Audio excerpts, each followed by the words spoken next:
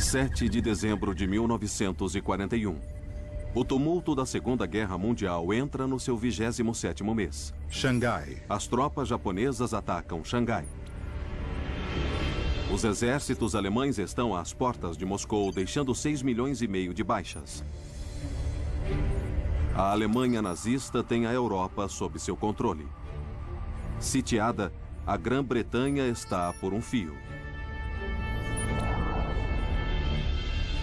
A 4.800 quilômetros dali, os Estados Unidos continuam em paz. 76% de seus cidadãos apoiam a neutralidade. Às 7h55 da manhã, a paz é estilhaçada. 360 aviões de guerra japoneses baixam em Pearl Harbor.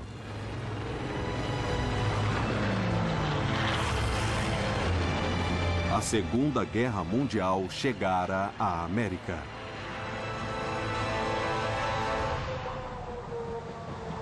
Esta é uma guerra da América que jamais foi vista. Território do eixo, território aliado. De um ponto de vista especial, o espaço. Defesas aéreas, domínio aéreo. Testemunha das principais batalhas e das estratégias militares, por trás delas, em formidável detalhe, revelam-se as alianças políticas, a batalha global por recursos e o impressionante despertar do poder militar e de produção dos americanos. Mulheres na guerra. Que irão determinar o resultado do maior conflito jamais levado a cabo. Hiroshima, 80 mil mortos.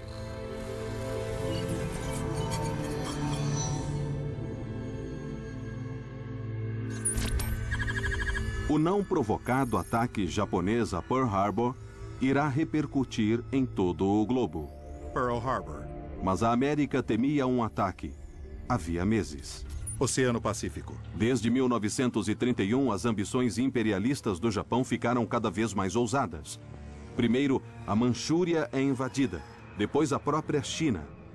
Quando a França perde para a Alemanha nazista em 1940, o Japão toma a Indochina francesa. Os Estados Unidos reagem rápido. Os ativos financeiros do Japão são congelados e o embargo do petróleo é imposto. O recado é claro: retire-se da Indochina ou seja economicamente esmagado. Após o embargo, o Japão se viu diante de duas opções: deter a expansão territorial e ceder às exigências dos aliados ou ir à guerra. O Japão opta pela guerra. Nas palavras do primeiro-ministro Tojo, é a glória ou o declínio. É imperativo que eles deem o primeiro e decisivo golpe. Oceano Pacífico, Ilhas Havaianas. Os japoneses sabiam que jamais poderiam competir com os Estados Unidos numa longa guerra naval no Pacífico. Sabiam que não tinham poderio econômico, poderio militar. Mas foi calculado que poderiam desferir um golpe fatal nos principais navios da Armada Americana no Pacífico. Se você pudesse destruir a Armada do Pacífico, a habilidade dos americanos de reagir a algo durante muitos meses lhe seria tirada. Então o ataque a Pearl Harbor não foi só um ataque a um símbolo do poder americano. Era o poder americano no Pacífico. O que a inteligência americana não vê é revelado do espaço. A armada do almirante Yamamoto parte do Japão para a maior agressão da história. Evitando rotas navais e o continente, eles chegam, sem ser vistos, a 440 quilômetros de seu alvo. É o perfeito ponto de vantagem, além do alcance do radar de defesa da América. Mas há uma ótima distância de ataque para sua força militar de 414 aeronaves de ponta. A joia da coroa, o Mitsubishi Zero. Mais rápido que tudo que eles já haviam usado. É incrivelmente manobrável e tem autonomia extrema. Mas enquanto a tecnologia era excelente, o que importava em Pearl Harbor era o homem no seu comando, era o piloto. Os pilotos japoneses já tinham estado em guerra durante anos. Eram tripulações bem treinadas. Além de tudo isso, eles estavam planejando esse ataque por um longo período. Eles praticavam em jogos de guerra, simulando, ensaiando essa ação várias vezes. Então eles falavam que podiam ter feito tudo acontecer de olhos fechados. Às 7h55 da manhã, a primeira leva de bombardeiros surgiu no céu. No convés do USS Arizona estava Don Stratton. Soubemos na hora que eram aviões japoneses e sabíamos que eles estavam bombardeando a Ilha Ford. Algo estava bem errado.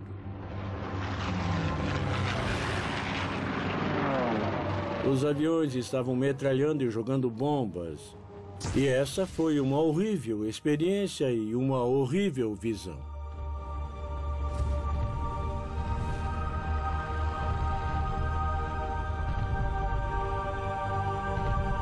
Era um bombardeiro para grandes altitudes que derrubou uma bomba de 900 quilos. Sabe, devastou tudo pelo caminho, e o impacto, e a fumaça, e o fogo.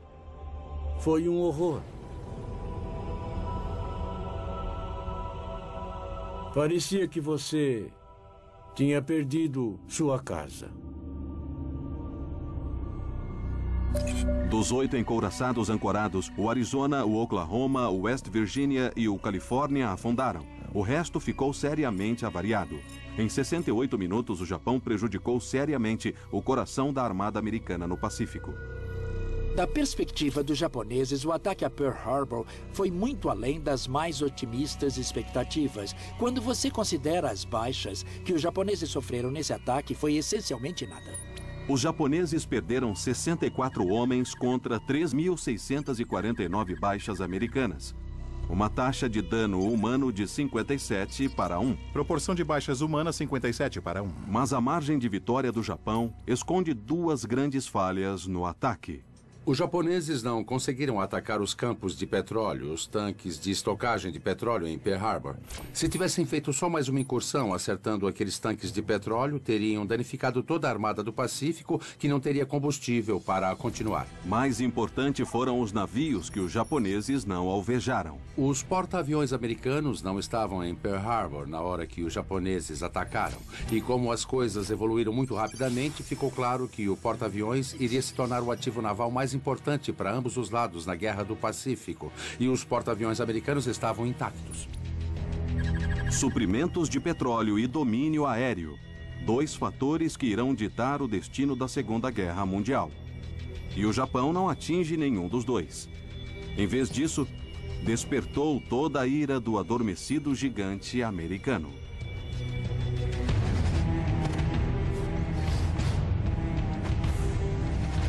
Pearl Harbor enfureceu o povo americano e também os militares americanos. Foram milhares de baixas, destruição da maior parte da armada no Pacífico. Se você quisesse fazer algo para unir um país que antes disso estava dividido sobre o que fazer quanto à guerra, Pearl Harbor era a pedida. Teve o efeito de para-raios na população americana. Não estava mais o presidente Roosevelt limitado em suas opções. Ele tinha nos Estados Unidos uma população que estava irada, unificada e desejosa de vingança contra o Japão. A era de isolacionismos chega ao fim. A América está em guerra e inicia seu levante para se tornar a nação mais poderosa do planeta. Washington calcula que a vitória custará 300 bilhões de dólares. 4,4 trilhões em valores atuais. Mais de uma vez e meia o orçamento federal americano. O governo pode levantar metade com o aumento dos impostos. Quanto ao resto, tem que recorrer ao povo. Levantar 300 bilhões de dólares era algo visto como um descomunal desafio.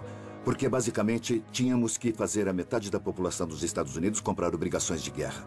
E estávamos dizendo o seguinte: vamos entrar na Segunda Guerra Mundial e é para vencer. É uma luta do bem contra o mal e vocês, como indivíduos, vão fazer toda a diferença. Para garantir o sucesso, os publicitários de Nova York recrutaram o que havia de mais potente na publicidade americana. Tínhamos a máquina de Hollywood. A América tinha um mercado maciço de cinema. Eles conheciam o poder de Hollywood, conheciam os poderes das celebridades. Mais de 300 ícones do cinema aderiram à campanha Stars Over America, que tomou conta do país. Em Chicago, 2 grandes eventos com as celebridades renderam mais de 15 milhões de dólares em obrigações de guerra. Nova York, um evento de beisebol arrecadou 56 milhões de dólares. No final da guerra, as campanhas das obrigações de guerra levantaram 187,5 bilhões de dólares. Ter todo mundo alinhado atrás de um objetivo e realizar a transação é algo grande. A América e seus aliados incomodados vão precisar de cada centavo. 4 dias após Pearl Harbor, a Alemanha nazista declara guerra aos Estados Unidos, que agora enfrenta 2 grandes potências com experiência bélica em 2 frontes. Quando a América entrou na guerra, parecia que os exércitos agressores iriam vencer. Visto do espaço, o perigo que a América corre é claro. Sua armada está em desarranjo e seus ativos no Pacífico estão à mercê de um Japão desenfreado. Do outro lado do planeta, seu aliado militar mais forte, a Grã-Bretanha, está de mãos atadas, sitiada pela Alemanha nazista. Europa ocupada.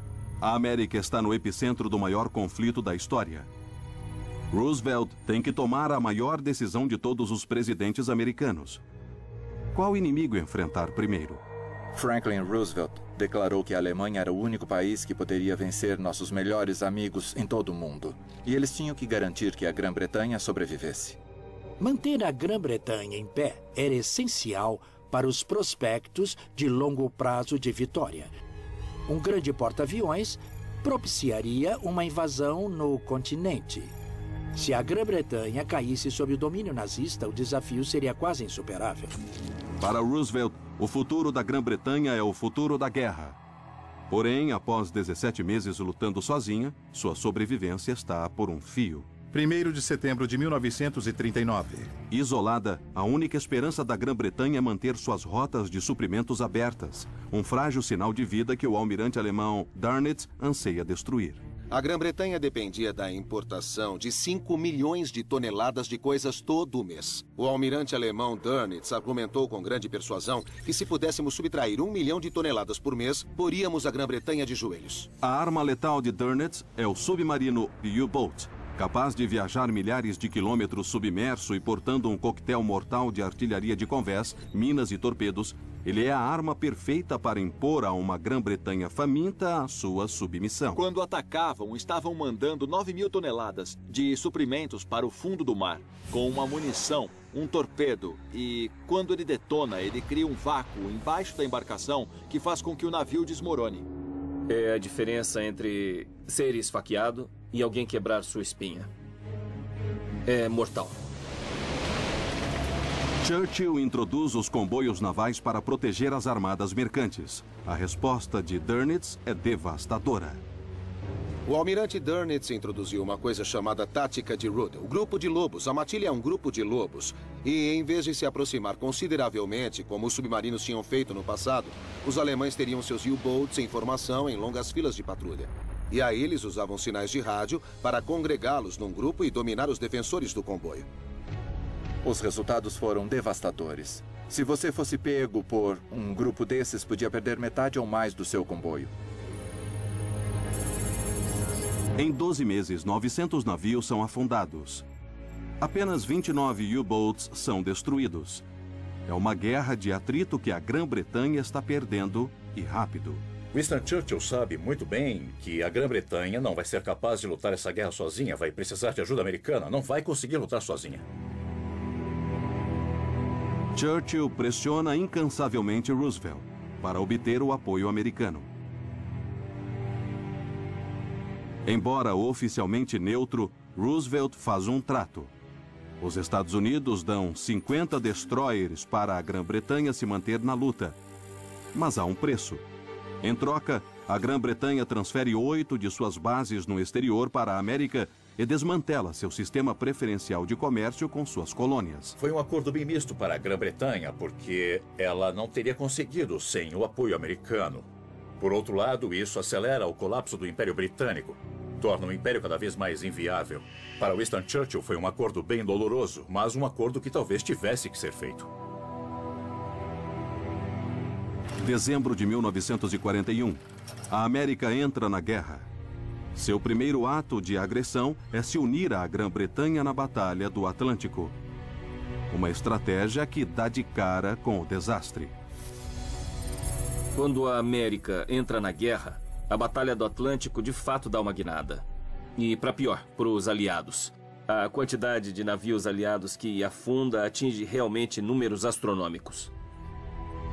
Em meados de 1942, 2.703 navios aliados são afundados. A taxa de letalidade do U-Boat é de 36 para 1. Trata-se de um número insustentável de baixas. Mesmo com a América lutando junto, a liberdade da Grã-Bretanha e a liberdade da Europa estão por um fio.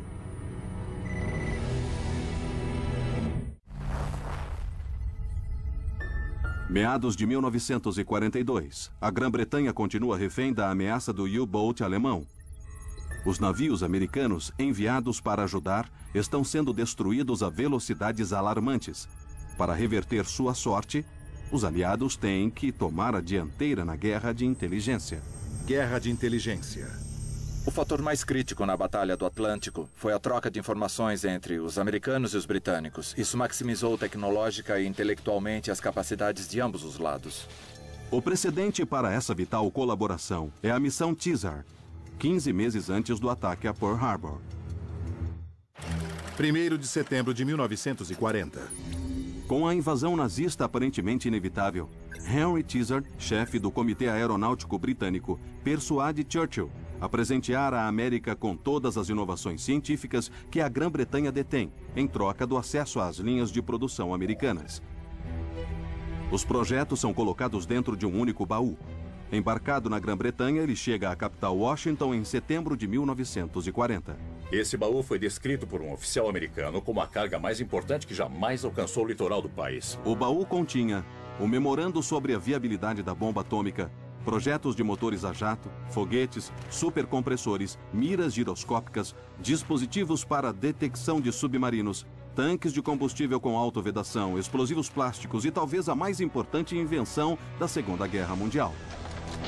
O funcional magnetron número 12, um avanço na tecnologia de radares.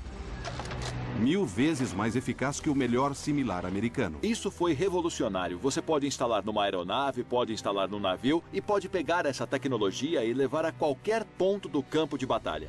As linhas de montagem americanas iniciam a produção em massa do dispositivo que irá mudar o curso da guerra. Seu primeiro desafio: fechar a lacuna mortal no meio Atlântico.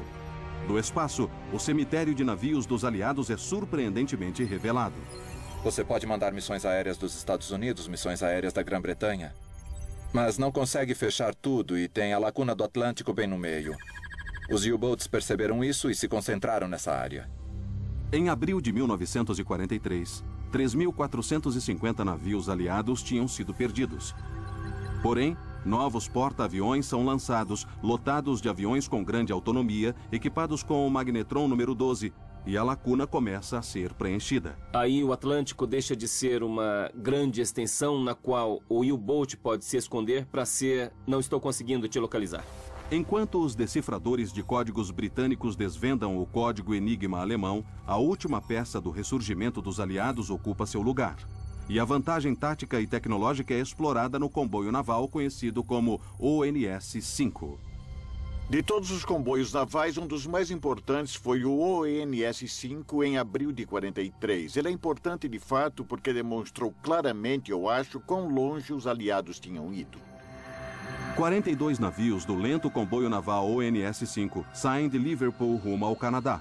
Para Dönitz, é um alvo perfeito. Dönitz sente um grande senso de urgência. Ele precisa afundar mais e mais toneladas de navios. E, de fato, ele abusa da sorte nessa batalha.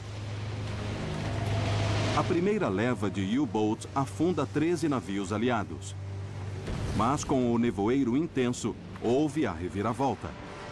Armados com os códigos alemães e radares avançados, os aliados reagem com impunidade. Dönitz luta mais tempo do que devia, requisita mais U-Boats do que devia. E eles, de fato, são massacrados pelo comboio. Após a batalha, Dönitz diz: a Batalha do Atlântico terminou. Porque ele vê o nível de expertise que britânicos e americanos alcançaram na detecção de U-Boats, pois foram perseguidos e eliminados. Com o ONS-5, a Batalha do Atlântico está tudo menos vencida. E a assustadora transformação da indústria americana pode começar a ditar as sinas da guerra. Com o dinheiro e o poder para produzir mais que o eixo, a América embarca numa revolução social e industrial sem precedentes. Havia um comitê industrial de guerra e eles saíam olhando os lugares nos Estados Unidos e diziam: aqui vamos fabricar tanques, aqui os aviões, e depois a população ia para lá. Foi como se na Segunda Guerra Mundial alguém tivesse escolhido o continente norte-americano, o litoral leste, e o tivesse convocado e tudo mais, gente, aportes financeiros, tudo, escorregasse para o oeste atravessando o continente. A população da Califórnia aumenta 53%. Do Oregon, 40%, e de Washington, 37%. 19 milhões de mulheres se tornam o cerne da força laboral americana nas fábricas de artigos bélicos, transporte e agricultura por todo o país.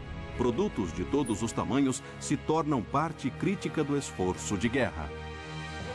Fabricantes de máquinas de escrever, de produtos enlatados, todos são convertidos, estão todos mobilizados, se preferir, para apoiar o esforço de guerra. As fábricas de carros passam a fabricar bombardeiros e as fábricas de geladeiras passam a fabricar tanques de guerra. Não à toa, isso foi chamado de o milagre da produção.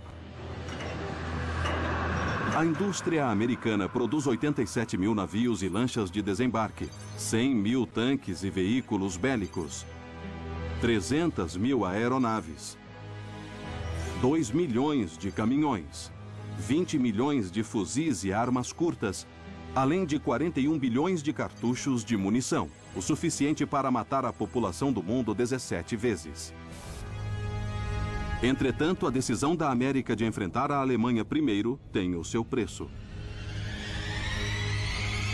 A ofensiva centrífuga japonesa foi um choque para todos. Pareciam invencíveis. O Japão avança pelo Pacífico irreprimido, capturando territórios americanos, britânicos e holandeses numa sequência de vitórias decisivas. Em questão de 6 meses, eles quase tomaram todo o controle do Teatro do Pacífico. Capturaram territórios por 2 razões principais. A primeira foi pelos recursos. As Índias Orientais holandesas forneciam petróleo e borracha necessários para alimentar a máquina da guerra. Eles também sabiam que a América acabaria reagindo. E aí, muitos dos territórios seriam barreiras erguidas contra os americanos quando eles retornassem. Abril de 1942. A América revida o ataque. Lançado do US Hornet, 16 B-25 dão início à fase seguinte da guerra, bombardeando Tóquio. Para os americanos, o ataque é uma chance de revidar, muito embora não tenha causado tanto dano material. Ele teve um grande impacto na liderança japonesa. Os militares ficaram constrangidos por permitirem que o imperador fosse ameaçado nesse nível. Os japoneses reagiram, voltando os olhos para a base americana no Pacífico, no ponto mais ocidental. Do espaço, a estratégia é clara. Tomar o atol de Midway estenderá o perímetro defensivo para dentro das águas americanas. O plano deles era: vamos surpreender os americanos, vamos tomar Midway e eles serão forçados a sair e nos enfrentar nos nossos termos.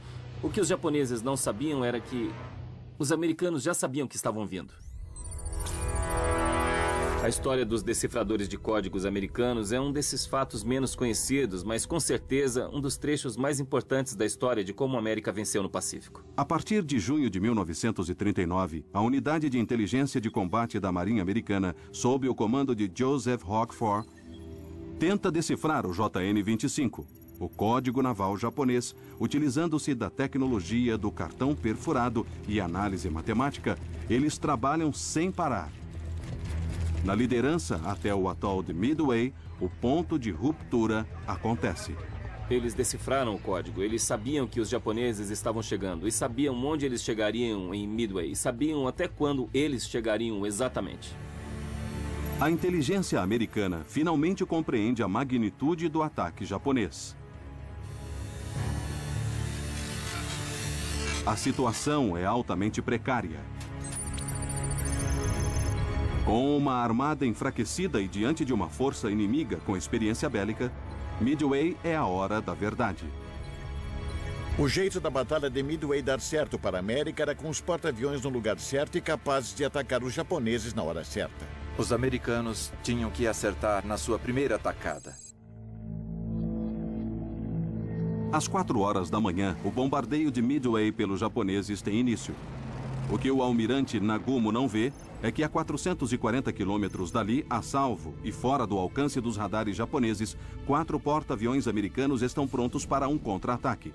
Apenas às 7h40 da manhã é que um avião de reconhecimento japonês avista a armada americana. As batalhas costumam ser decididas em minutos e segundos. E Midway está cheia de importantes minutos e segundos.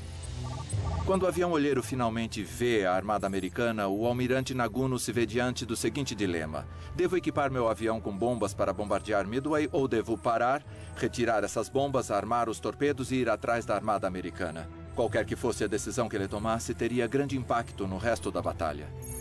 Enquanto faziam aquilo, havia um longo e crítico ponto de espera com aviões a postos e grande quantidade de explosivos em volta. Para os japoneses, esse foi o momento mais arriscado. Esse é o momento que a América estava aguardando. 41 torpedeiros Douglas partem para o ataque. Mas os torpedeiros americanos surgem sem escolta, totalmente vulneráveis, e são abatidos. Feito peixe fora d'água, não conseguem sobreviver. 35 dos 41 aviões são perdidos. Nem uma única bomba atinge a armada japonesa. Parece que o Japão desferiu o golpe decisivo.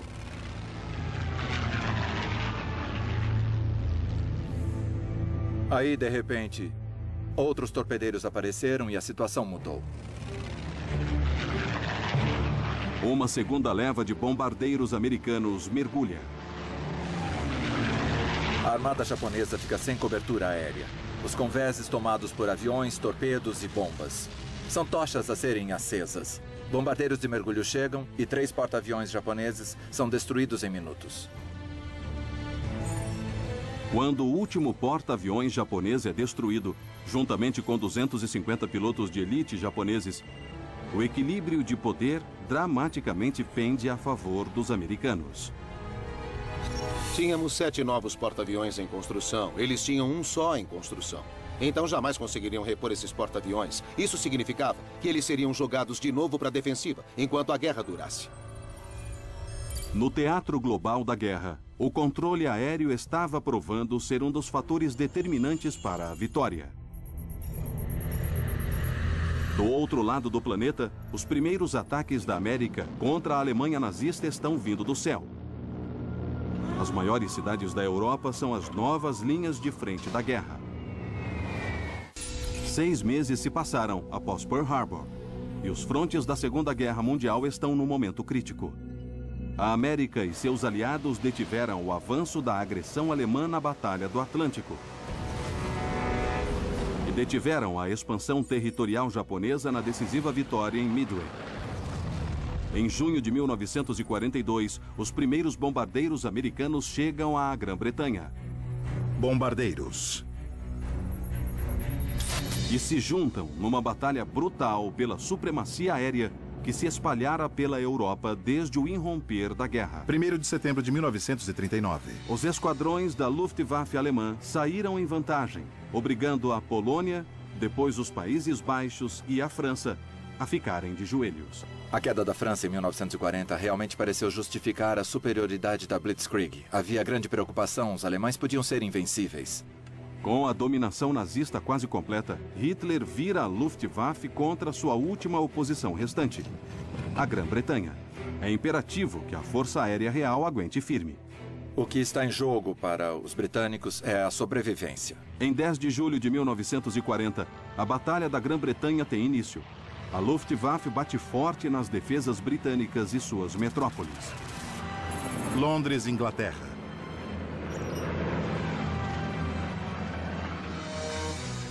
A RAF se adapta bem rápido e começa a abater muito mais aviões de combate alemães do que os alemães conseguem repor.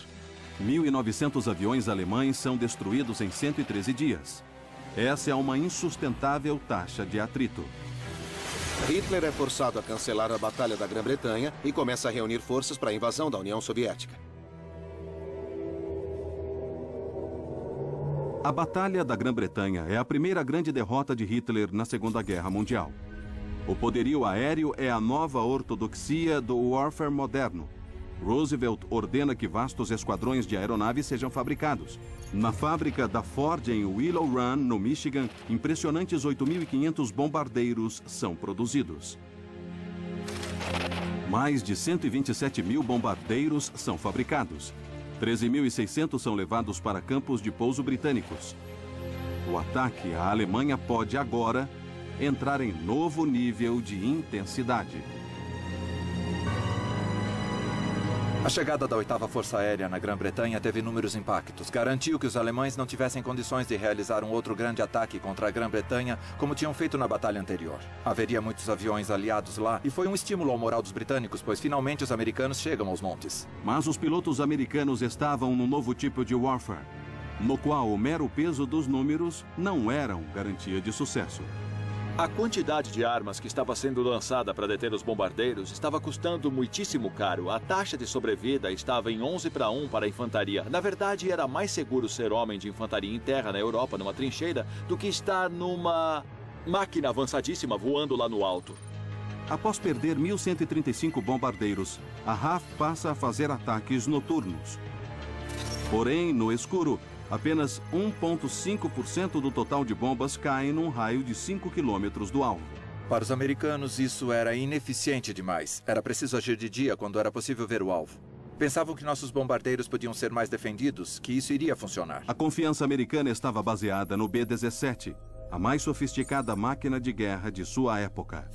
O B-17 é uma aeronave incrível. Eles a chamam de Fortaleza Voadora. E por quê? Ela tem 13 metralhadoras calibre 50 instaladas em toda a sua volta para produzir uma bolha de fogo. Você tem fogo saindo pela frente, você tem fogo saindo pelos flancos, por baixo, por cima e por trás. Acreditava-se que podia voar em plena luz do dia, sem a escolta dos aviões de combate, mergulhar no coração do território inimigo e liberar uma incrível quantidade de artilharia nos alvos inimigos. Acreditando piamente no B-17, a 8ª Força Aérea Americana planeja um ataque duplo para destruir o coração da produção alemã de aeronaves. Fábrica da Messerschmitt. A missão Schweinfurt-Regensburg foi vista como forma de realmente provar que essa ideia do bombardeiro de precisão daria certo. Eles pareciam ter escolhido as principais indústrias que podiam destruir, o que iria ajeitar a economia alemã. Para eles, era o plano de batalha que os conduziria ao seu alvo. 2 esquadrões de B-17 comandados pelo coronel LeMay e pelo general brigadeiro Williams se preparam para atacar simultaneamente, dividindo as defesas alemãs. Quase que imediatamente, o plano é posto em prática. Era um dia com neblina na Inglaterra. LeMay pôs seus homens no ar e outra divisão de bombardeiros não conseguiu decolar. A decisão foi tomada, não podiam desembarcar os homens de LeMay que tinham enviado. Quando a missão Regensburg prossegue por conta própria, os bombardeiros foram vítimas indefesas, não só pela artilharia, mas pelos alemães que estavam se unindo vindo de toda a zona de defesa.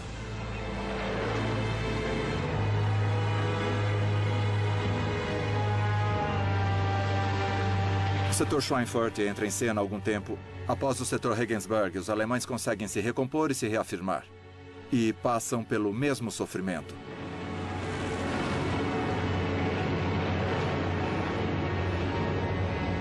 "60 bombardeiros americanos são destruídos, o dobro de baixas jamais sofridas num único ataque. O problema dos aliados era... Nós levamos o marketing da Fortaleza Voadora a sério. Nós levamos a ideia de que ele podia proteger a si próprio com suas metralhadoras e que não precisaríamos de escolta de verdade. E não foi o que ocorreu. A falha é surpreendentemente clara do alto. Falta a proteção da escolta aos caças. Os caças têm autonomia limitada e só pode proteger os bombardeiros uma parte da rota até os alvos, deixando-os perigosamente expostos. Aí nós tínhamos quem realmente mudaria o jogo. Tínhamos o P-51. O P-51 era um incrível caça em muitos níveis diferentes. Mas o verdadeiro segredo era sua incrível autonomia. Ele acompanhava os bombardeiros americanos quando entravam e quando saíam. Isso significava que podíamos desmontar as defesas alemãs. Podíamos criar um verdadeiro domínio aéreo. É quando você vê a Luftwaffe definitivamente ser varrida dos céus. Com a Luftwaffe destruída, temos bastante terreno livre no espaço aéreo alemão. E, de fato, iniciamos o desmonte da indústria petroleira. Petróleo, a única e mais essencial commodity da Segunda Guerra Mundial.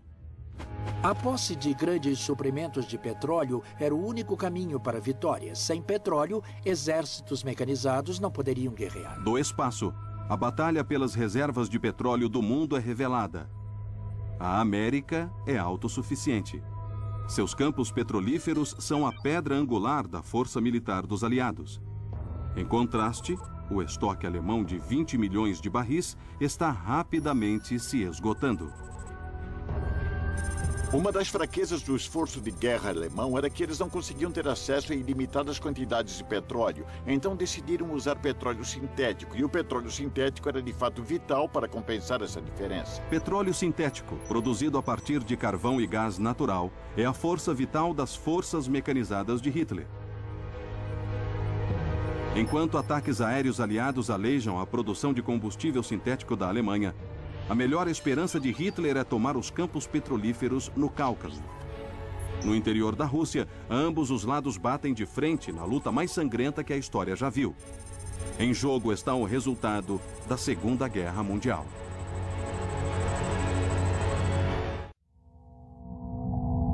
Setembro de 1940. Enquanto a América continua neutra, Hitler tem a Europa sob o seu jugo.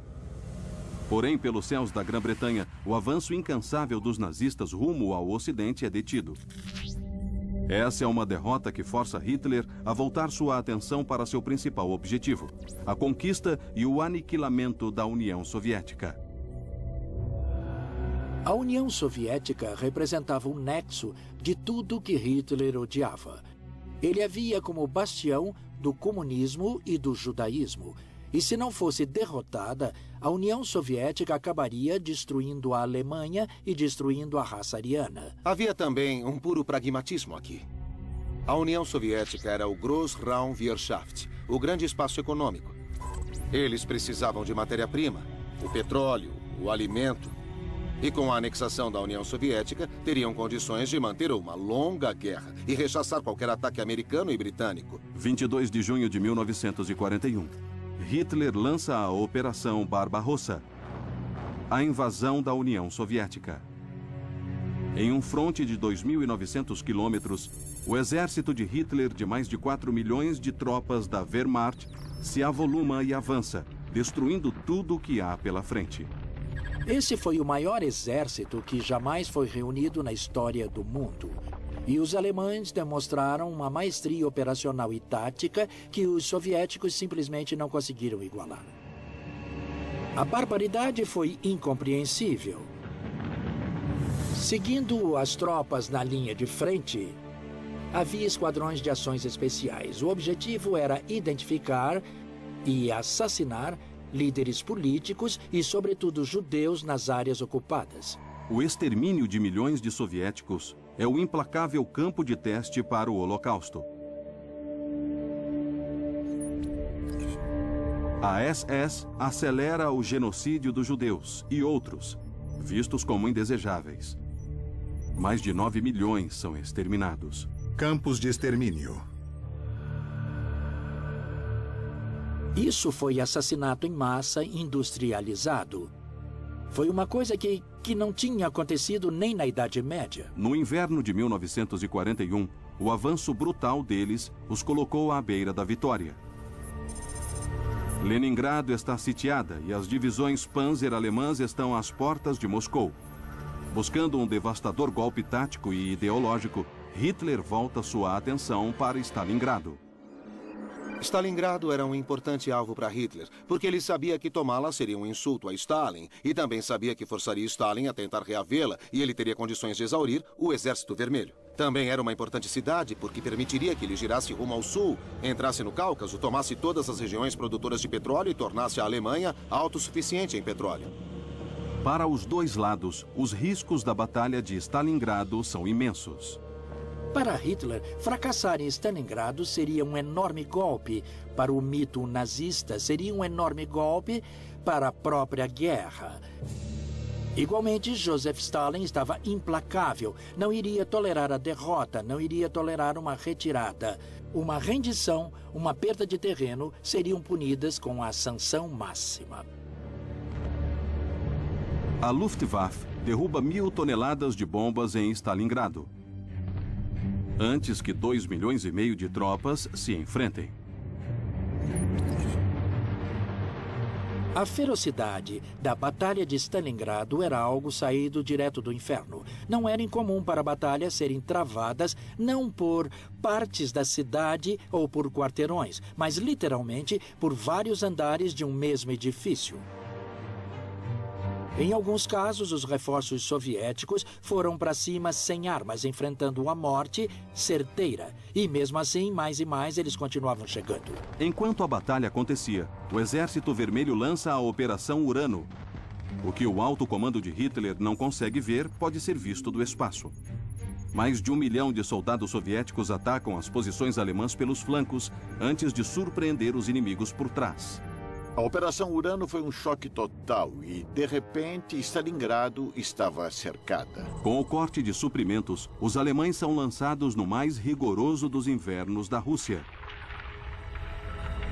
Em condições sub-humanas, eles começam a se desintegrar.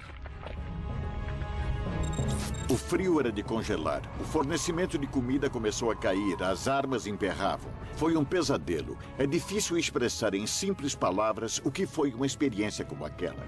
Após 5 meses sitiado, o outrora poderoso 6º Exército de Hitler capitula. É o primeiro exército de campo alemão a fazer isso. Quase 2 milhões caíram. Mas para os soviéticos, a maré está virando. O estímulo ao moral soviético mal consegue ser descrito.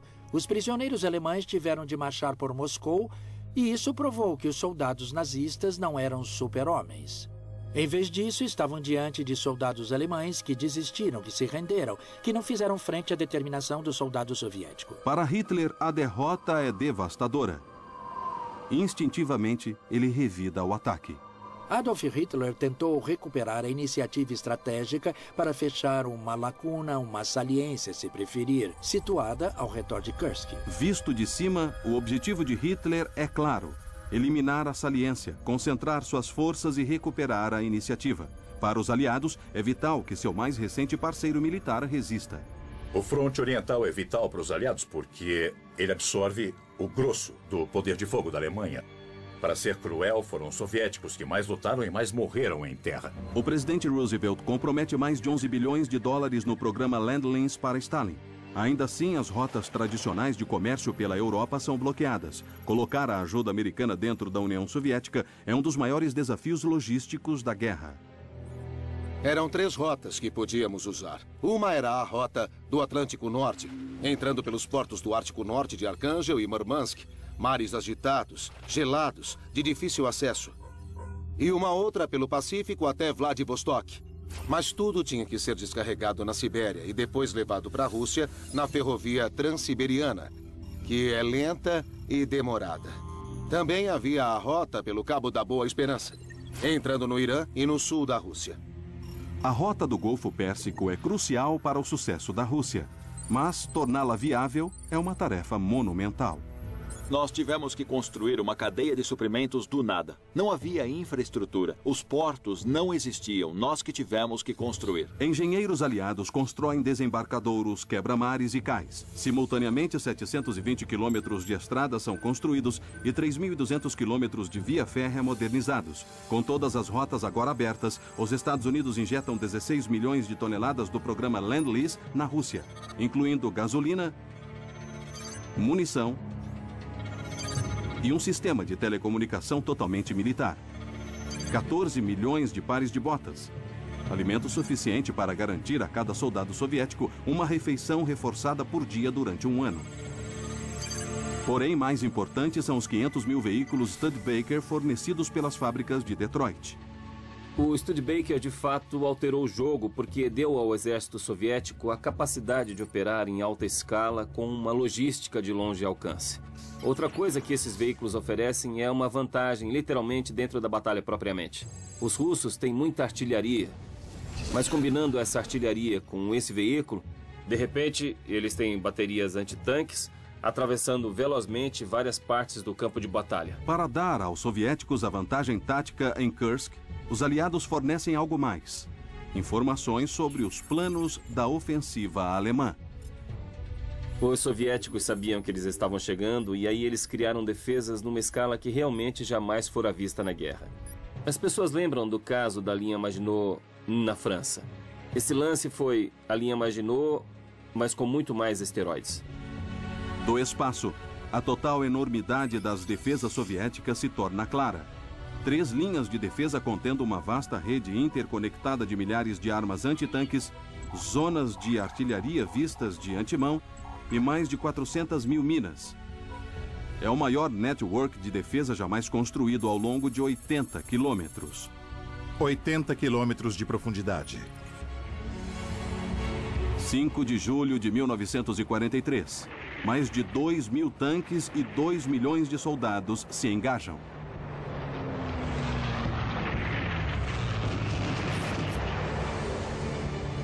O nível de intensidade na Batalha de Kursk era extraordinário. Grande número de tanques e soldados lutavam no grau máximo de brutalidade, muito perto um dos outros. Havia um brutal combate mano a mano, lança-chamas, milhares de tanques, junto com artilharia chovendo em cima deles. Tudo isso combinava para criar um cenário imitando o inferno na Terra. Após 11 dias, a ofensiva alemã desaba. Há apenas 1/3 do que faltava para o seu objetivo. A tentativa de Hitler de esmagar a União Soviética fracassou. O pior pesadelo de Hitler tinha acontecido. A Alemanha estaria agora diante de uma guerra em 2 frontes e uma guerra de atrito. Stalin ganha a iniciativa no fronte oriental a um enorme custo. Mais de 9 milhões de baixas soviéticas. Em contraste, a América não precisa pôr nenhum único soldado nos campos de batalha da Europa. Stalin ficou profundamente frustrado com a demora dos aliados em abrir um segundo fronte e concluiu que era uma conspiração. Que Churchill e Roosevelt iriam lutar até o último russo. Aí os britânicos e os americanos atravessariam o canal, recolheriam todos os despojos de guerra, sendo que os russos tinham vencido dando o próprio sangue e tesouros. Antes de uma invasão em larga escala da Europa, Roosevelt resolve sangrar suas tropas no norte da África. A campanha no norte da África foi um campo de testes para o exército americano, que ainda tinha que enfrentar o exército alemão de forma significativa. Mais do que confiante e inexperiente, o exército americano está prestes a receber seu batismo de fogo, algo que abalará suas estruturas. O desastre no Passo de Kasserine foi um evento seminal. Territórios japoneses. Enquanto a investida dos americanos no Pacífico contra os japoneses acelera, e enquanto Stalin no leste e a campanha dos bombardeiros aliados no oeste continuam enfraquecendo o Terceiro Reich, a América se prepara para testar suas tropas no norte da África. Elas se juntam a uma campanha no deserto que se arrasta ferozmente por mais de 2 anos. 10 de junho de 1940, a Itália, sob Benito Mussolini, se junta ao eixo. E com a Alemanha, planeja forçar a Grã-Bretanha a sair do norte da África. O norte da África era um fronte vital para os britânicos na Segunda Guerra Mundial, porque era a articulação vital do Império Britânico. Uma vitória alemã e italiana abrirá as inexploradas reservas de petróleo do Oriente Médio e tomará o canal de Suez, que conecta a Grã-Bretanha ao seu império. Era preciso proteger o canal de Suez, e quando se está transportando muitos equipamentos, você tem que usar todas as rotas marítimas. Isso é tão verdade hoje quanto era na época. Setembro de 1940. O eixo invade. Por 2 anos, eles fizeram os britânicos voltar. Mas o avanço é detido quando o marechal de campo alemão Rommel é derrotado em Al-Alamein. Para capitalizar nessa vitória, Churchill pressiona Roosevelt por apoio, mas quase todos os conselheiros presidenciais têm lá suas dúvidas. No início, quase todos os militares americanos sênior viam a campanha no norte da África como uma digressão do esforço principal, uma perda de tempo. Decisivamente, Roosevelt passa por cima do conselho. A decisão de Roosevelt de enviar forças americanas ao norte da África foi talvez a mais importante decisão estratégica da Segunda Guerra Mundial. Isso, de fato, nos deu um local onde podíamos desembarcar o exército americano, realizar uma batalha contra as unidades secundárias alemãs, não aquelas que encontraríamos na Europa. Portanto, essa foi uma jogada brilhante. Desde o ataque a Pearl Harbor, um vasto exército americano vem se acumulando, ávido para sentir pela primeira vez o gosto da guerra. As pessoas faziam filas nos postos de recrutamento. Todos os rapazes queriam pegar em armas. E eu me formei em fevereiro e já estava de farda em março. O país tinha sido violado, era o que pensávamos. E todos queríamos nos ocupar, fazer alguma coisa a respeito.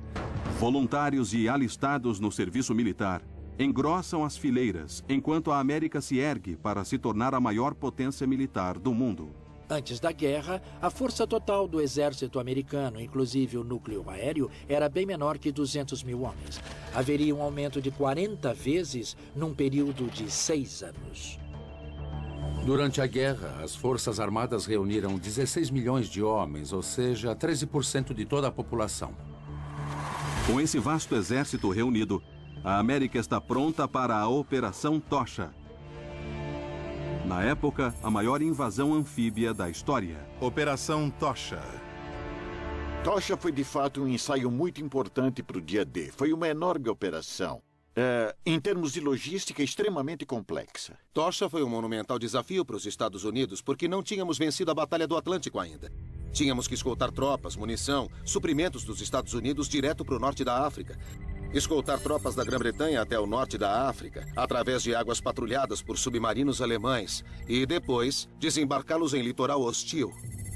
8 de novembro de 1942. 73 mil tropas aliadas são despejadas nas praias. E imediatamente os problemas começam. O que vimos no desembarque no norte da África é um estudo de tudo que poderia dar errado num desembarque anfíbio. Virtualmente tudo que podia dar errado, deu errado. Você não saía pela frente da lancha de desembarque direto na praia. Não, você tinha que saltar pelos lados. Isso, é claro, não é o modo mais eficaz de desembarcar. É o mais perigoso, é o mais lento. Várias de nossas lanchas ficaram presas nos bancos de areia. Quando conseguiam retirá-las, o equipamento eletrônico queimava. Felizmente estavam combatendo a França de Vichy, que luta sem entusiasmo. E se estivessem atacando os alemães em 1944, os japoneses em 1944, a experiência teria sido, como posso dizer, bem pior.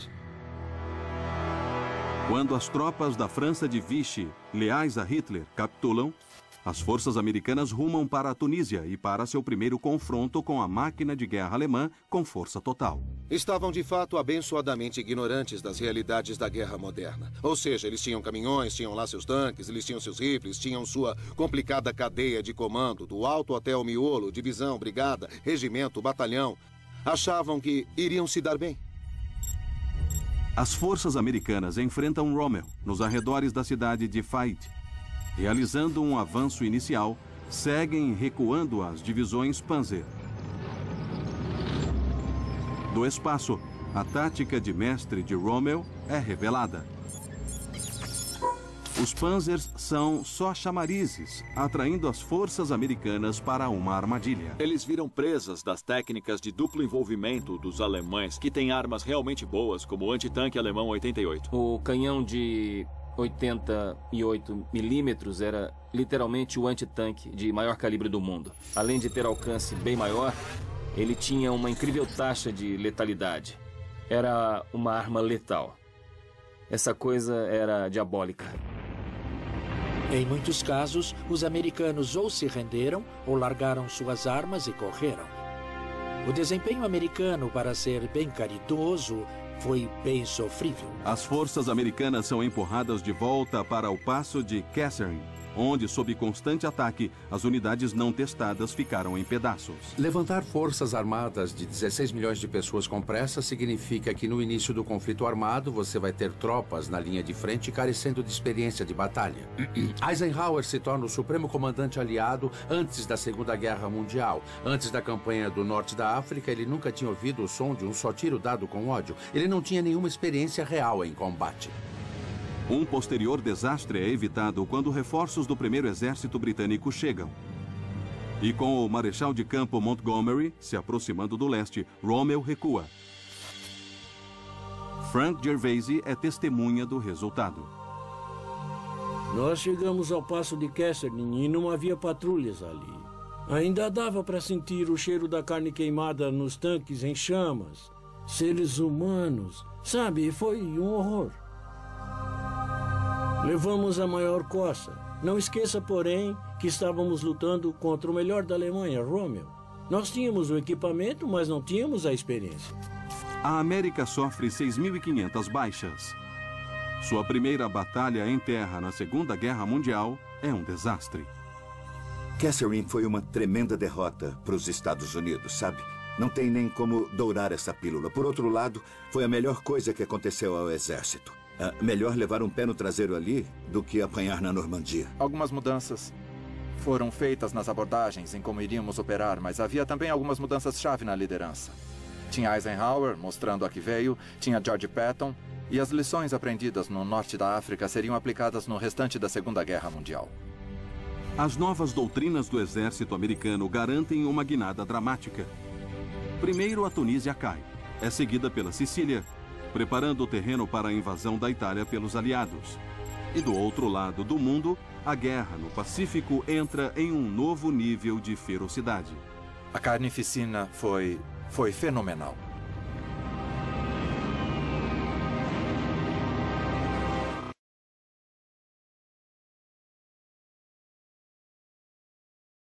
Agora está perto do seu potencial de luta contra seus inimigos em 3 continentes.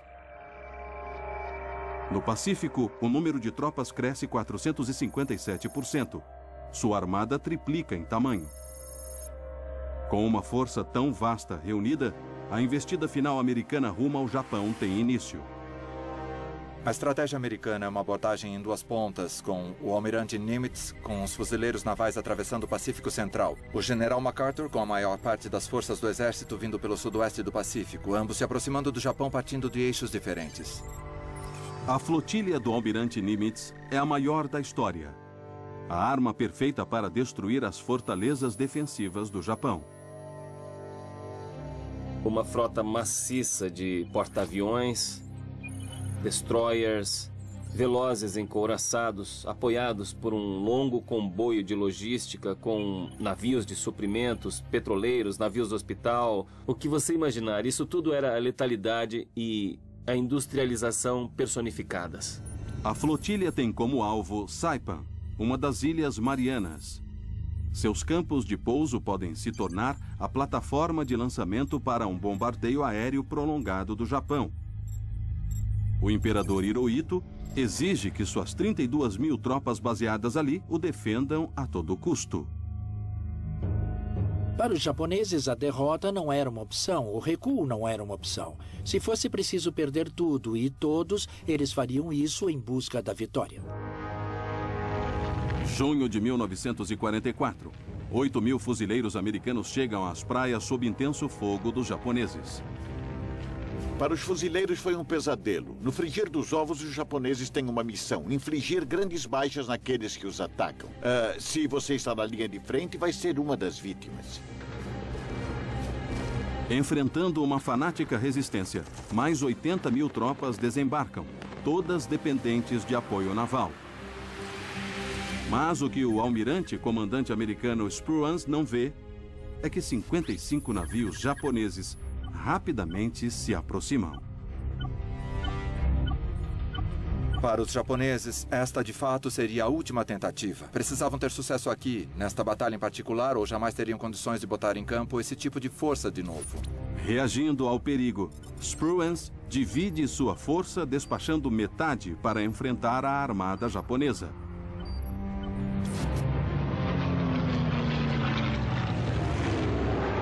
Quando as duas forças se confrontam, a superioridade tecnológica americana é dominante, sobretudo os 480 recentemente desenvolvidos Hellcats. O Hellcat é uma arma incrível. É veloz, pode ser atingido e mesmo assim consegue prosseguir. É muito bem blindado e, além de tudo isso, ele agora é pilotado por pilotos de elite. Os japoneses perderam a maioria de seus bem treinados pilotos em outras batalhas e não deu para substituí-los. Não tinham combustível para treinar e as aeronaves não eram tão boas. E foi isso que, de fato, criou a grande oportunidade da Batalha do Mar das Filipinas. Nas 8 horas seguintes, 429 aviões japoneses são destruídos contra 29 dos americanos. Uma taxa de letalidade de 15-1. A escala de matança entre pilotos americanos e japoneses é muito significativa, pois após a Batalha das Marianas, a força de porta-aviões dos japoneses não é mais um fator na Guerra do Pacífico. Em terra, as tropas americanas continuam a enfrentar uma feroz resistência. A guerra no Pacífico foi uma guerra amarga e cruel. Mas em Saipan ficou cada vez mais evidente como era profunda a ferocidade dos japoneses ou a ferocidade da capacidade dos japoneses de resistirem. Há histórias horripilantes de como os americanos tiveram que baixar tambores de gasolina e explodi-los nas grutas onde os japoneses se escondiam porque não conseguiam induzir o inimigo a vir para fora e se render. O fervor suicida não se restringe só aos soldados. Áreas de batalha. 8.000 civis japoneses se lançaram para a morte. As testemunhas americanas não acreditavam no que via, pois era uma massa suicida de japoneses e civis, inclusive mulheres e crianças, mães matando seus próprios bebês, em vez de se renderem aos americanos. Saipan. Quando Saipan cai, mais de 3.400 americanos jazem mortos ao lado de 46.000 japoneses, metade dos quais são civis suicidas. Uma simples amostra do que está por vir. Janeiro de 1945, o general Kurt LeMay, da Força Aérea Americana, chega aos campos de pouso conquistados nas Ilhas Marianas. A guerra no Pacífico está prestes a se intensificar brutalmente. Kurt LeMay acreditava que não haveria hesitação nem moderação em causar destruição ao inimigo. E o modo mais eficaz de fazer isso seria através de um maciço bombardeio estratégico. Ele estava indo destruir o poderio industrial do Japão. E o atiçamento para toda essa combustão era acender o fogo e queimar as fábricas, que na verdade eram casas com gente dentro.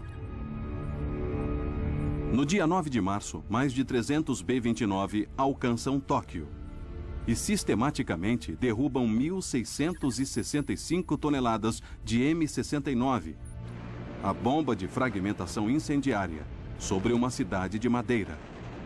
Esse continua sendo o ataque aéreo mais destruidor da história da humanidade. Os japoneses mais tarde chamaram os primeiros ataques incendiários de A Noite da Neve Negra, por causa dos escombros e do impacto desses ataques, em particular na vida deles. O bombardeiro líder que assistia aos ataques disse que dava para ver os incêndios a 240 quilômetros de distância. Você via o asfalto derretendo nas ruas. Você via o vidro derretendo nos prédios. Grande parte da tripulação aérea ficou abalada com os resultados. Atiradores relataram ter visto gente queimando até morrer e rios em chamas cobertos com napalm.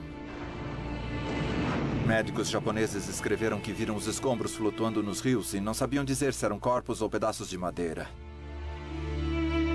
O resultado são 41 quilômetros quadrados cobertos de destroços.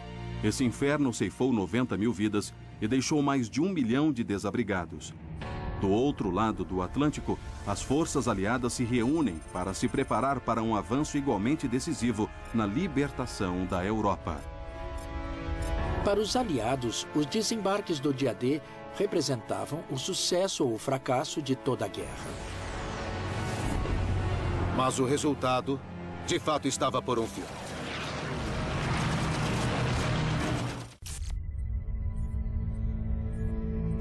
Novembro de 1943. Roosevelt, Stalin e Churchill se encontram em Teherã para planejar a Operação Overlord, a invasão da Europa ocupada pelos nazistas. Churchill adverte sobre os desafios que os esperam. Os britânicos já tinham total conhecimento da capacidade, da eficácia da força de combate da Wehrmacht. A experiência britânica é reprimida. Evacuada de Dunkirk em 1940. Forçada a sair da Noruega e Grécia. Mesmo assim, apesar dos perigos, os aliados determinam que arriscarão tudo numa invasão monstruosa pelo Canal da Mancha, direto para os dentes das defesas nazistas. Para que o dia D fosse bem sucedido, era preciso que 4 eventos distintos ocorressem. Primeiro, os aliados precisavam da mão de obra e do equipamento para chegar até a praia e continuar a reforçar a cabeça de ponte quando os desembarques fossem seguros. Segundo, a supremacia aérea. Os aliados tinham que evitar que os alemães reforçassem suas posições na cabeça de ponte. Além disso, os aliados precisavam de uma grande ofensiva soviética para que a Alemanha ficasse ensanduichada entre 2 exércitos invasores.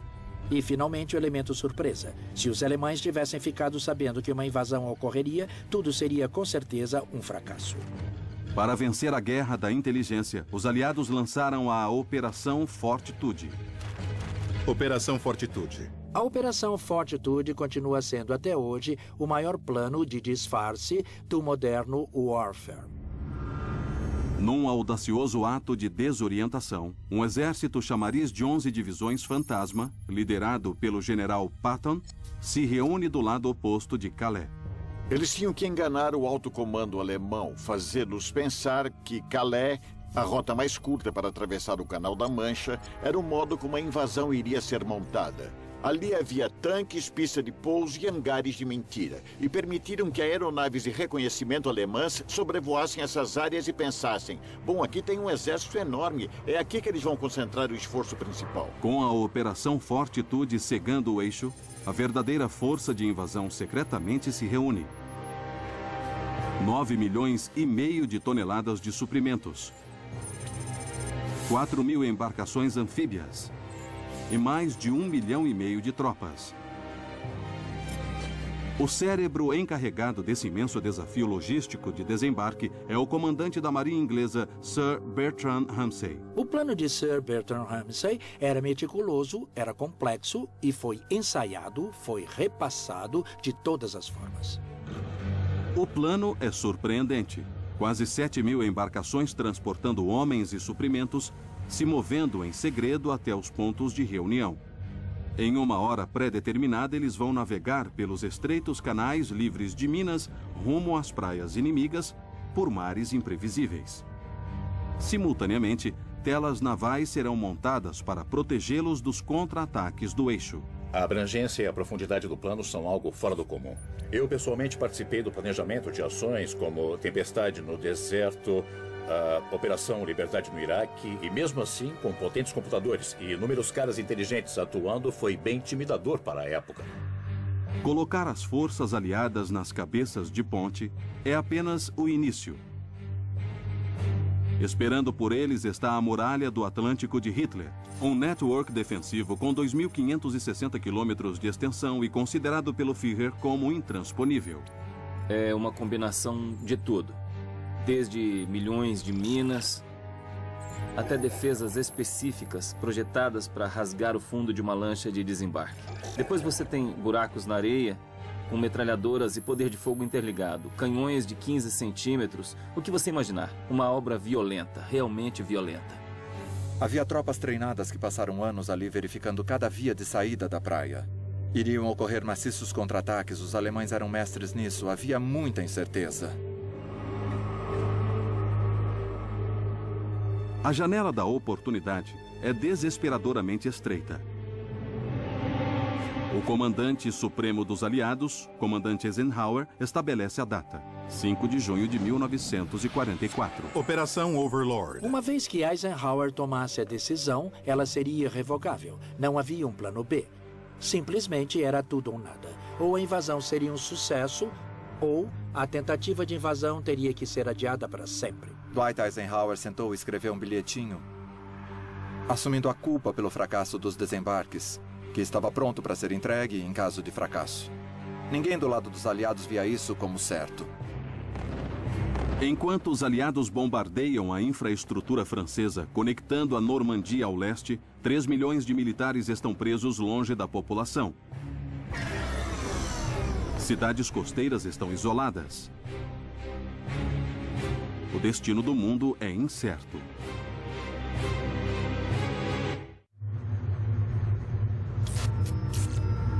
Após uma demora agonizante de 24 horas devido ao mau tempo, Overlord, a mais importante operação dos aliados na Segunda Guerra Mundial, é deflagrada. Antes da armada embarcar para a Normandia, os aliados põem em ação um último golpe de gênio do disfarce. Para convencer os alemães que Calais é o local da invasão, bombardeiros britânicos circundam a baixa altitude, derrubam toneladas de partículas metálicas no ar. Isso criou um gigante registro no radar dos alemães. E esse exército fantasma, que foi construído na mente deles por meio de documentos e falsas bases, agora começa a ter vida. E confundiu os planos defensivos alemães, jogou-os numa desarticulação. Com a campanha de desorientação a postos, a força de invasão se dirige para os alvos.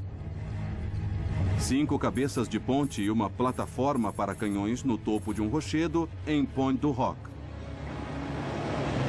À frente dos transportes, uma barragem aérea e naval atinge as defesas costeiras. Apesar do ataque, os homens nas lanchas de embarque ficam sob um feroz fogo alemão. Foi confuso. Os aviões alemães estavam passando bem acima de nós. Havia muita bomba, metralhadoras atirando e tudo mais. Alguns dos barcos já tinham sido atingidos por bombas. E o que a gente via era que não sabia quem era.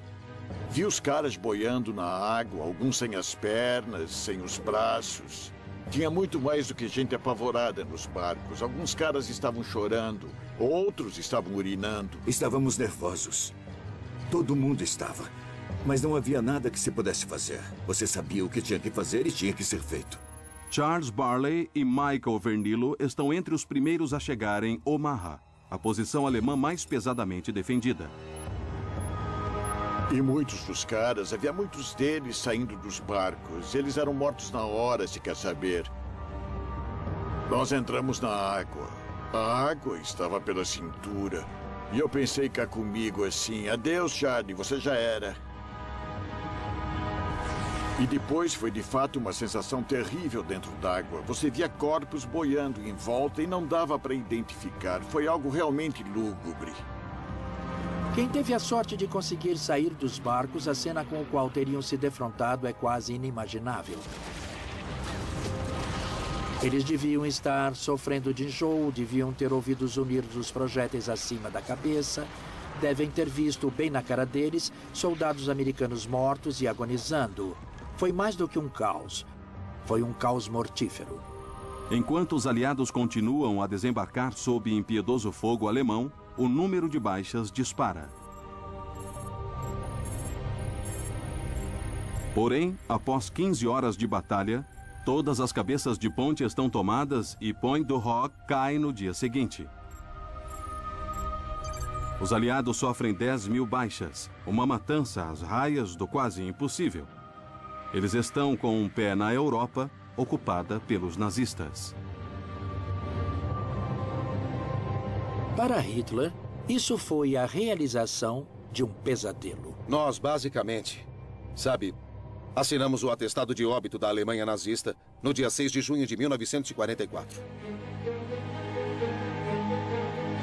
Após semanas e semanas encurralados na cabeça de ponte da Normandia, o resultado ocorrido superou as expectativas.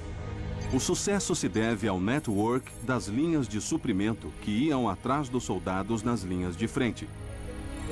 Ligando a França com o depósito de guerra da Grã-Bretanha estão os portos artificiais Mulberry, onde desembarcam 2,5 milhões de homens, 4 milhões de toneladas de suprimentos e 500 mil veículos nos primeiros 10 meses. Abastecendo a ofensiva está a Operação Pluto, 112 quilômetros de tubulação submarina, bombardeando até 1 milhão de galões de combustível por dia para dentro da França. Essas toneladas e esses milhares de litros de combustível eram uma escala que não será repetida no futuro. Então, o que eles realizaram deve ser bem singular na história humana, realmente. Do espaço, a velocidade do avanço é impressionante. No dia 19 de agosto, Paris é libertada, seguida por Rouen, Verdun, Antuérpia e Bruxelas. Em setembro, os aliados alcançam a linha Siegfried, no limiar da terra natal dos alemães. Hitler lança seu último e desesperado contra-ataque, a Batalha do Bulge. Apesar das grandes perdas, os aliados levam a melhor e a Alemanha nazista vai parar no abismo. A aposta de Hitler em Ardennes acabou garantindo o fim do Reich. Era a última força operacional que ele tinha e onde poderia tentar influenciar o passo dos dois frontes, oriental ou ocidental.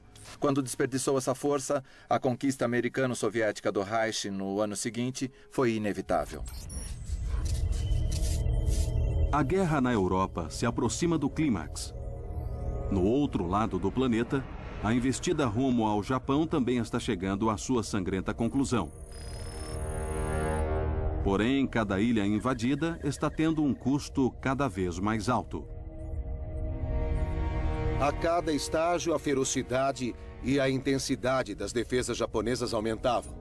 O que eles pensavam ser táticas suicidas de defesa em Saipan são redobradas em Iwo Jima. –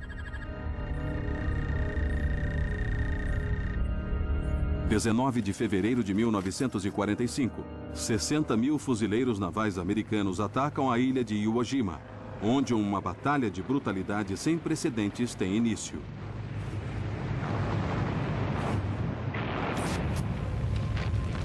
A batalha em Iwo Jima consta como a mais violenta luta que os militares americanos jamais experimentaram.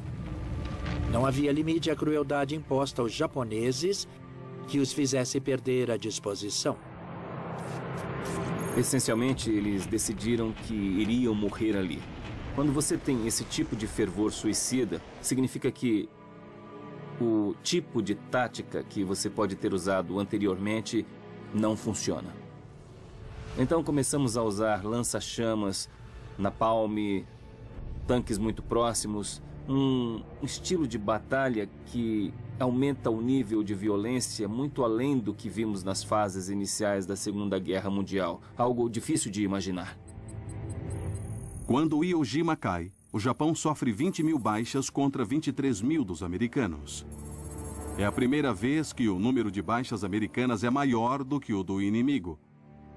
Enquanto as forças aliadas se preparam para invadir Okinawa, a plataforma de lançamento proposta para a invasão do Japão, os riscos para ambos os lados são enormes. Os defensores japoneses de Okinawa sabiam que não iriam sobreviver, não poderiam vencer. Mas esperavam que, causando baixas suficientes, criando tamanho horror, pudessem fazer os americanos decidirem não invadir o Japão. Ou pelo menos talvez conseguissem para os japoneses um melhor acordo de paz. 1º de abril de 1945. A armada americana se aproxima de seu alvo. A escala é incomparável na Guerra do Pacífico. Força-tarefa. Okinawa foi uma empreitada militar numa escala equiparada ao dia D. O tamanho da força de invasão, o tamanho da armada invasora. 1.200 navios de guerra apoiam 3 forças de maciço ataque anfíbio que chegam às praias. Mais de 170 mil tropas desembarcam sinistramente sem oposição. Porém, invisíveis pelas tropas americanas, estão 97 mil defensores japoneses, prontos para atacar com selvageria sem precedentes. Eles pegavam o soldado japonês e usavam o corpo dele como arma. Os soldados japoneses, carregando na mochila 3,5 kg de bombas, correm para debaixo dos tanques. 6 mil defensores Banzai vão para cima dos fuzileiros, armados apenas com lanças de bambu e armas curtas. No nosso caso, podemos comparar com bombardeiros suicidas, mas se fosse possível imaginar que unidades inteiras de japoneses teriam tal comprometimento que de fato sofreriam morte em massa, essencialmente por suicídio, em vez de se renderem, esse de fato é um formidável obstáculo militar. No mar, leva após leva de kamikazes espatifam-se contra navios americanos. Os kamikazes eram especialmente terríveis para os americanos que ficavam tentando abatê-los a tiros, porque como você detém alguém que está disposto a morrer por algo? O objetivo deles era morrer e 18% dos kamikazes atingiram os navios. 404 navios americanos foram atacados. Quando Okinawa finalmente cai, perto de 100 mil soldados japoneses e 150 mil civis estão mortos.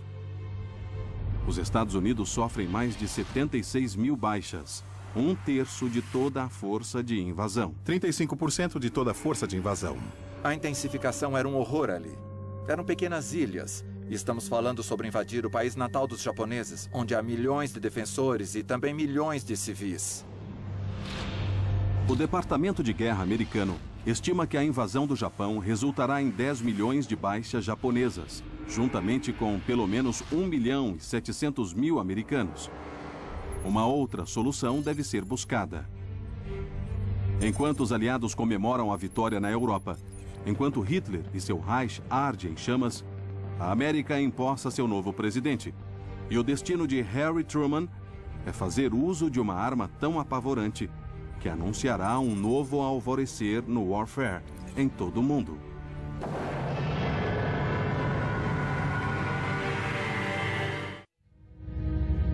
A guerra destruiu o mundo por quase 6 anos.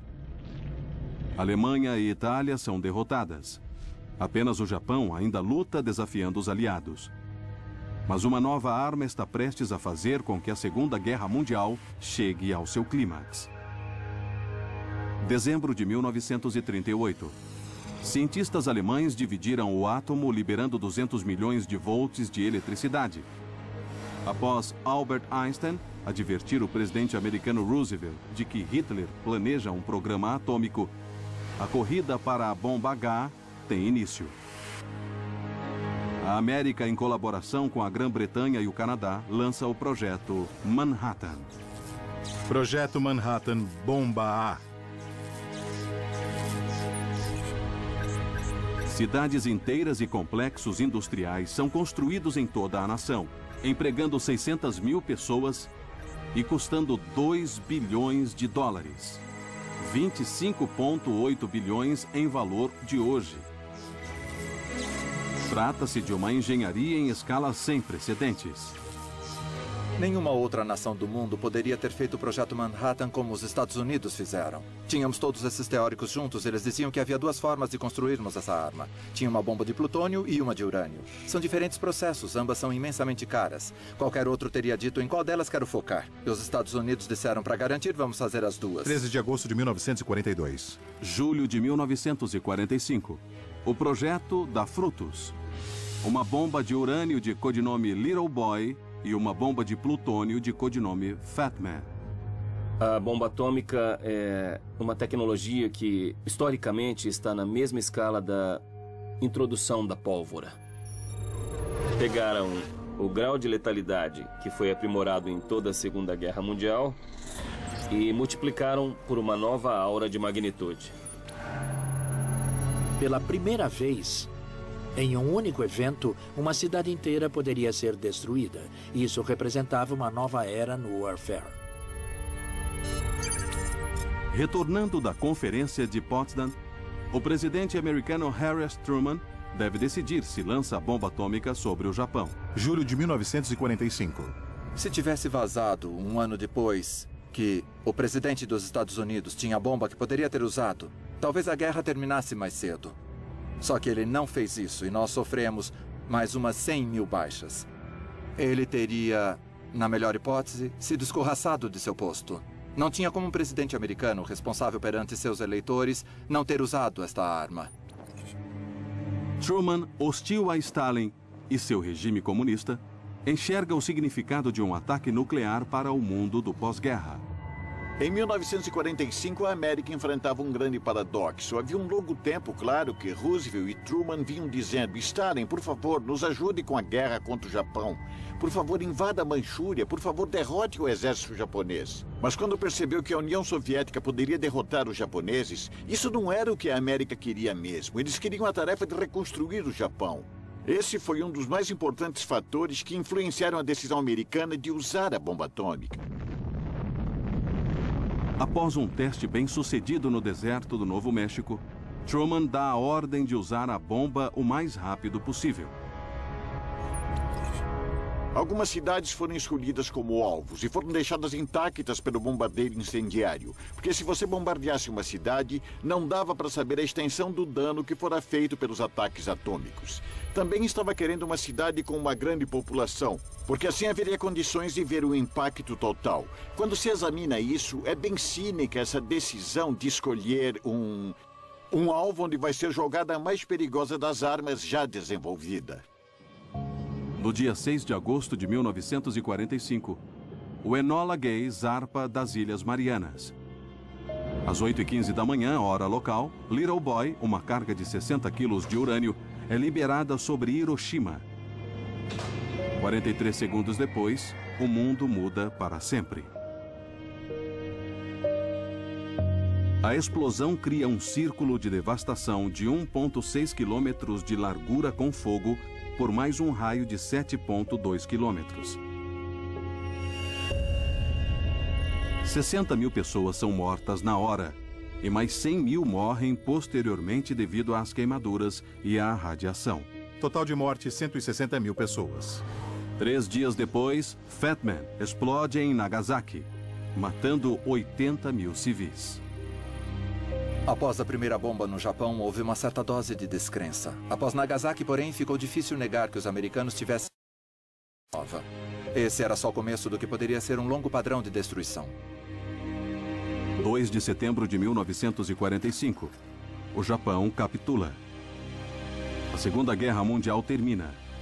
A era nuclear tem início.